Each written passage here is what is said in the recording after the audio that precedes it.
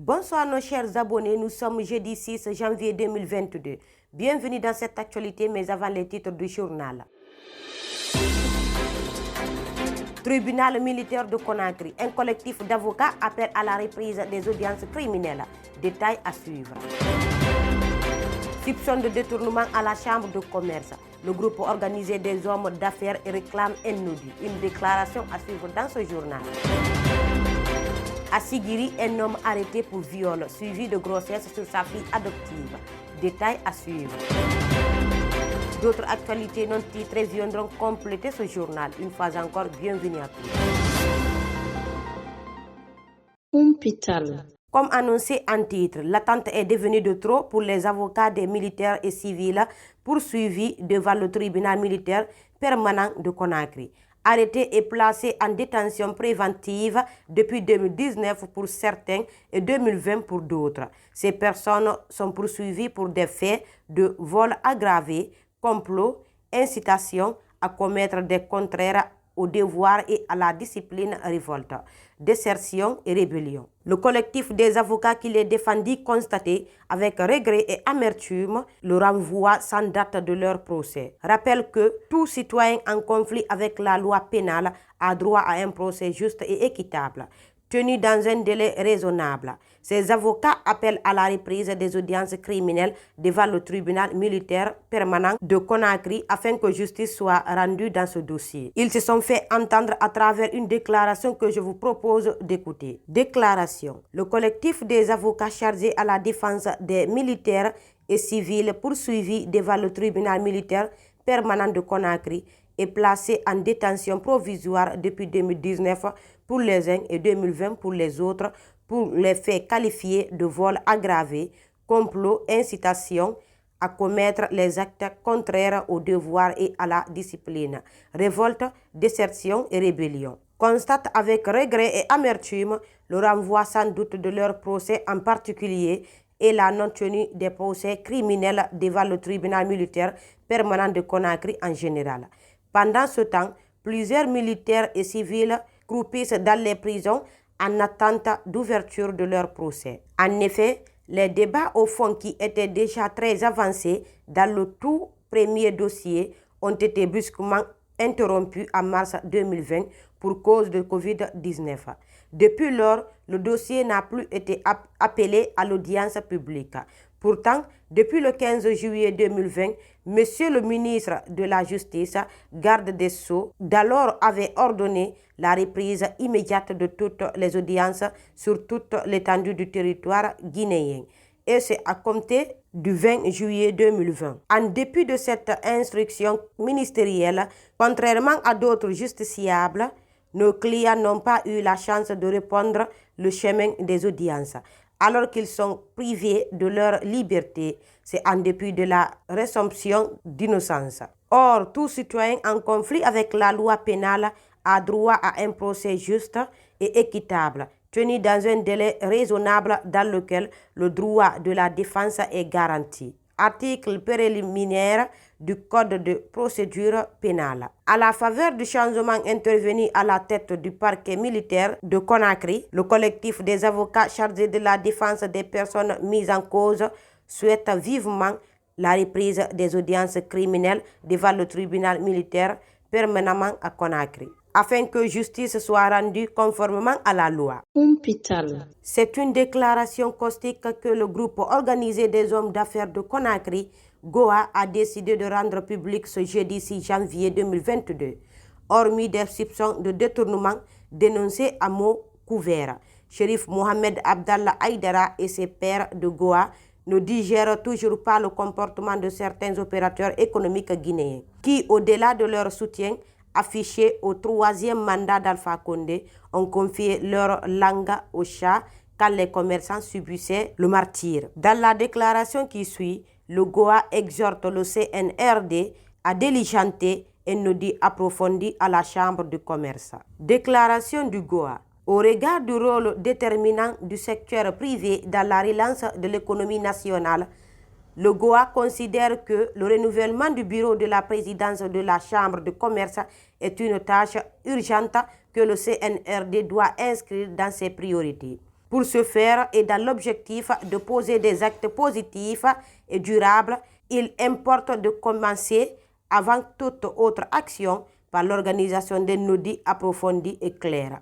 C'est là un préalable indispensable pour pouvoir disposer d'une chambre de commerce acceptée de tout et crédible. Reposant sur le système du centime additionnel, la Chambre de commerce a enregistré en recette plusieurs centaines milliardaires de francs guinéens. Jusqu'à ce jour, aucun compte rendu n'a été fait aux opérateurs économiques. Il s'agit là d'une question préjudicielle à laquelle le GOA est fermement attaché. S'il s'inscrit dans les objectifs définis par le CNRD et auxquels le GOA adhère fermement, la Chambre de commerce a besoin d'un sang neuf, débarrassé des fameux promoteurs de troisième mandat et autres organisateurs du complot, de l'eau empoisonnée. Des édifices abritants des chambres régionales de commerce ont été construits sans concertation et sans compte rendu. Des milliers d'opérateurs économiques ont été victimes de pillages et de destruction de leurs biens sous le régime de M. Alpha Condé. Mais aucune compassion n'a émané des responsables de cette fameuse chambre. C'est le GOA qui s'est investi et qui gère les dossiers de toutes les victimes. Le GOA invite les nouvelles autorités à s'inscrire dans une action constructive, durable, en œuvrant à la mise en place d'une chambre responsable, capable de jouer un rôle moteur dans le développement socio-économique de notre pays. Dans cette perspective, fort de tous ses membres, à l'intérieur et à l'extérieur de la Guinée, le GOA est disposé à s'investir pleinement. Le retrait de la plainte à l'initiative de la famille de Cellou Dalein Diallo contre Fatou Niéloy et son frère Ousmane Niéloy n'est pas à l'ordre du jour. C'est du moins ce qu'a confié l'un des avocats du leader du parti UFDG. Maître Salifou Biavogui assure que la procédure enclenchée devant le TPI de Kaloum connaîtra une issue. Pour le moment, la plainte reste maintenue et la procédure va suivre son cours normal. On verra la suite. Nous ne tomberons pas dans la plaisanterie et nous irons jusqu'au bout pour que nos clients soient rétablis dans leurs droits. Je précise que Cellou Dalein n'a jamais manifesté sa volonté de porter plainte. C'est un homme d'État qui veut rassembler tous les Guinéens. Ce sont ses militants, sympathisants, sa nombreuse famille qui a fait l'objet d'attaques. Nous serons là pour leur rassurer la défense de leurs intérêts, a-t-il promis dans un bref entretien. Ousmane Niéloy, qui purge déjà une peine de 2 ans pour injures et menaces, sont cités à comparaître pour injures publiques, diffamation, chantage, selon Maître Salifou Biavogui. Après le quartier Hamdallah hier mercredi, c'est à Kobaya, près du pont qui relie ce quartier de la commune de Ratoma à celui de Lambagni, où le corps d'un adolescent a été retrouvé pendu dans la matinée de ce jeudi 6 janvier. À en croire la police scientifique, la victime serait âgée d'une 12aine d'années environ. On a retrouvé un adolescent âgé d'environ 12 ans, selon son maître fleuriste. Ensemble, nous l'avons examiné. Il a fait des examens complémentaires sur les lieux. Au niveau du cou, il a retrouvé des signes. Il a dit que tous les signes d'une pandésion sont là. C'est par une asphyxie mécanique et cela est dû à sa pandésion. Mais ce qui nous donne comme ambiguïté, c'est un adolescent, surtout que la pandésion n'est pas complète parce que les pieds touchent le sol. On a pris des mesures, mais cela nous laisse sur notre faim, a déclaré Mohamed Ndiaye, responsable de la police technique et scientifique, qui annonce tout de même l'ouverture d'une enquête. Nous avons informé le procureur qui nous a dit d'ouvrir une enquête de voisinage. On va interpeller les fleuristes et les potiers qui sont à côté. Il y a aussi des soudeurs et mécaniciens. Ça, l'autorité va servir et ne va pas laisser parce que le phénomène est récurrent, lâche l'officier de police scientifique. Nous irons à l'intérieur du pays. À Timbi Madina, le corps sans vie d'un jeune retrouvé. Parti se recréer sur le site touristique de Souma, sur la rivière Salawol, un cours d'eau situé entre les sous-préfectures de Djari dans l'Abbé et Timbi Madina dans Pita. Abdoulaye Ba était porté disparu depuis samedi dernier. Ce jeune lycéen de 18 ans s'était noyé Et après 6 jours de recherche vaine, son corps a finalement été retrouvé ce jeudi 6 janvier 2022, flottant à la surface de l'eau Salawan. Selon les informations, c'est aux environs de 6h30 que le corps sans vie d'Abdoulaye Ba a été aperçu dans l'eau par un de ses oncles paternels. Et quand il a été repêché, il présentait quelques petites blessures au niveau du visage. Le jeune Abdoulaye Ba était parti avec ses amis pour se récréer à l'occasion du Nouvel An. C'est par après qu'il s'est noyé. Depuis, les recherches ont été engagées pour le retrouver. Mais c'est seulement ce jeudi que son corps a été retrouvé flottant sur l'eau. C'est aux environs de 6h que l'un de ses oncles paternels a aperçu son corps qui flottait.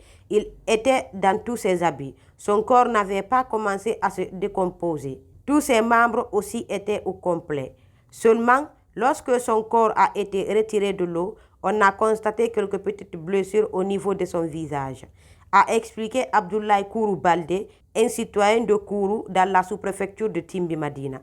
Après l'autopsie des médecins, le procureur du tribunal de première instance de Pita a remis le corps d'Abdoulaye Ba à ses parents pour l'inhumation. Je vous le disais au titre, la brigade de recherche de Sigiri a interpellé mercredi 5 janvier 2022 un homme accusé d'avoir violé et enceinté sa fille adoptive. Le père de famille reconnaît avoir eu des rapports sexuels avec la jeune fille de 15 ans, mais il nie être l'auteur de sa grossesse. C'est au quartier de Fodela, dans la commune urbaine de Sigiri, que la gendarmerie a interpellé Bakari Kamara, marié à une femme et père de 3 enfants. Selon nos informations, c'est son épouse qui l'a surpris en train d'abuser de sa fille adoptive, âgée de 15 ans, une fille que sa femme a eue avant leur mariage et que lui-même a élevée depuis qu'elle était toute petite. La dame a envoyé la jeune fille à l'hôpital pour un examen, où les médecins lui ont fait savoir qu'elle était enceinte. C'est ainsi qu'elle a porté plainte contre son mari pour viol sur mineur, suivi de grossesse. Interrogé sur ces accusations qui pèsent contre lui, le père de famille a reconnu avoir eu plusieurs rapports sexuels avec la jeune fille, mais il assure qu'il n'est pas l'auteur de sa grossesse. C'est vrai, j'ai couché 4 fois avec la fille, mais j'ai agi toutes les fois sous l'effet de l'alcool. Nous l'avons fait 2 fois au bas-fond, où j'ai ma briqueterie, 1 fois au salon et 1 fois dans ma chambre. Et c'est au cours de cette 4e fois que ma femme nous a surpris dans mon lit. Je demande pardon pour mes actes, mais je ne suis pas l'auteur de sa grossesse, a-t-il déclaré. Bakari Kamara a été conduit à la prison civile de Sigiri, où il est placé en détention préventive en attendant l'ouverture de son procès. Direction Kankan. Ce mercredi 5 janvier 2022, l'Office de protection du genre, de l'enfance et des mœurs au Progem a publié son bilan sur les cas de viol enregistrés au cours de l'an 2021 dans la région administrative de Kankan.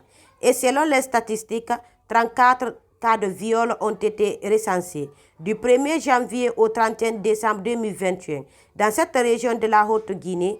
Et ce sont les mineurs dont l'âge varie entre 5 et 15 ans qui ont été majoritairement les victimes. À en croire le chef de l'antenne régionale de l'Oprogem de Kankan, le commissaire Salahadine Diallo, les dossiers de ces 34 cas de viol ont tous été traités et déférés au parquet du tribunal de première instance de Kankan pour être jugés. Mais il précise que ces chiffres officiels sont nettement sous-évalués parce que les cas de viol ne sont pas toujours déclarés par les familles. Au cours de l'année 2021, nous avons enregistré 34 dossiers de viol dans toute la région de Kankan.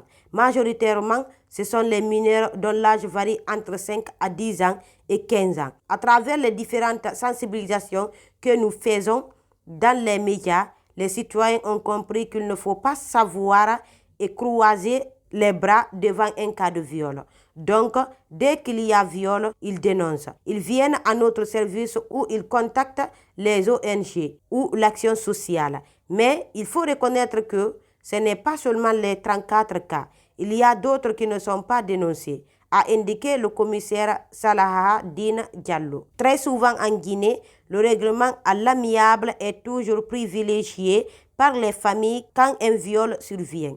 Et la région de Kankan ne fait pas exception à cette situation. Mais pour le commissaire Salahadine Diallo, cela constitue un bâton dans les roues de l'OPROGEM de Kankan dans le cadre du traitement des dossiers de viol.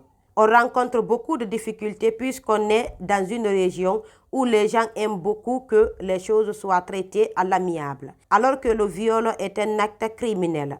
Nous, au PROGEM, ils viennent nous mettre des pressions, les sages viennent parler, mais on n'acceptera pas. On défère toujours les dossiers devant le parquet de Kankan. L'appel que je lance aux parents, c'est de veiller sur les filles. Il ne faut pas laisser les enfants seuls à la maison pour venir passer toute la journée au marché. Et puis, ils doivent comprendre que le violeur n'est jamais loin. C'est soit un proche ou un voisin. Il ne faut pas accepter que les garçons donnent de l'argent à vos filles et qu'ils les appellent ma femme, a dit le commissaire Salahadine Diallo. Hôpital. Parlons du sport à présent. La Guinée boucle en beauté les préparatifs de la Coupe d'Afrique des Nations, CAN 2022. Le Sili national s'est imposé 2-0 ce jeudi 6 janvier devant le Rwanda à Kigali au compte de son dernier match amical. Mohamed Bayo a ouvert le score et Naby Keïta a fait le brick pour le Sili national. L'équipe guinéenne prend ainsi sa revanche sur son adversaire qui l'avait battu 3-0 la semaine dernière au compte du match aller. De quoi rassurer Kaba Diawara et ses hommes qui vont quitter la capitale rwandaise cette nuit pour rallier la ville de Bafoussam au Cameroun où ils vont disputer les phases de poule de la CAN 2022. La Guinée fera son entrée dans la compétition le 10 janvier prochain face au Malawi. Hôpital. Mesdames et messieurs, c'est la fin de ce journal. Je vous souhaite une très bonne écoute où que vous soyez. Au revoir.